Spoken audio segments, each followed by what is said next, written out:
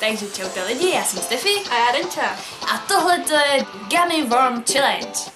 Jde o to, z téhletý mouky vyndat 7 gumových žížalek, které jsou tam ukrytý husou do tohletoho hrnečku za 30 sekund.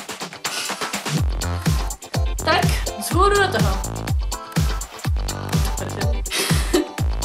Spouštím odpočet. 3, 2, 1, teď.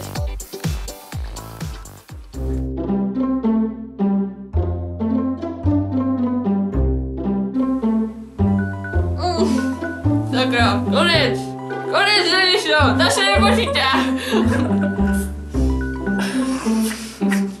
Mouka everywhere. Tak ok, já mám 3. 6! Za prčí. Žížele jsme vrátili zpátky. A může mít na druhý kolo. Znova 30 sekund. 3, 2, 1, teď. Není vůbec to není vidět, víš o tom.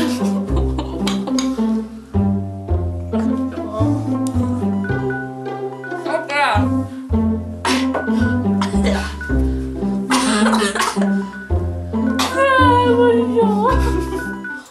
1, 2, 3, 4.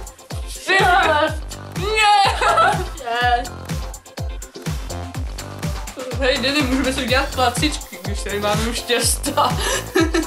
Na žíslu, aha. Mňamka. Vítězství. Porážka. Dobře. Díky za shlédnutí tohoto videa. Jestli se ti líbilo, tak můžeš dát like nebo odběr. A budu se těšit zase příště. Ahoj. Čus. Tady jo.